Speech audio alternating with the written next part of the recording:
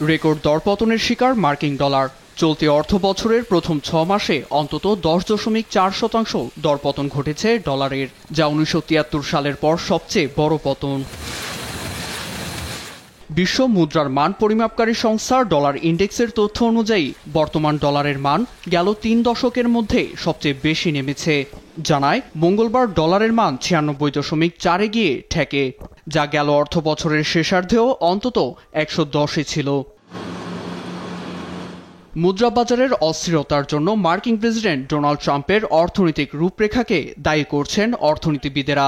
তাদের মতে বিভিন্ন দেশের উপর ট্রাম্পের শুল্কারোপ ও প্রত্যাহারের জেরে হুমকির মুখে বিশ্ব বাণিজ্য। আটলান্টিক কাউন্সিলের মতে বিশ্বের 1/4 জিডিপি প্রবৃদ্ধির মালিক যুক্তরাষ্ট্র, এমনকি বিশ্ব রপ্তানি বাজারের 54% নিয়ন্ত্রক মার্কিনিরা। এছাড়া বিশ্বের 60% ব্যাংক লেনদেনেও নির্ভর করে মার্কিন ডলারের উপর, যার দরুন 70% আন্তর্জাতিক বন্ডের মূল্য নির্ধারণ হয় ডলারে। এছাড়া ইন্টারন্যাশনাল মনিটারি ফান্ড IMF এর তথ্য বলছে বিশ্বের 57% বৈদেশিক মুদ্রা রিজার্ভও ডলারে নির্ধারণ করা হয়। এতে মার্কিন অর্থনৈতিক পরিবর্তন ও ডলারের দরপতন বিশ্ব অর্থনীতিকে ক্ষতিগ্রস্ত করছে বলে আশঙ্কা প্রকাশ করেন ব্রাজিলের অর্থনীতিবিদ ডক্টর কার্স্টেন জুনিয়াস।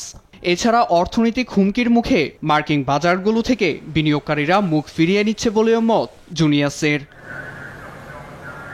তবে ডলারের দরপতন যুক্তরাষ্ট্রের কৃষিপণ্য ও নিত্যপণ্যের বাজারে স্বস্তি ফেরাবে।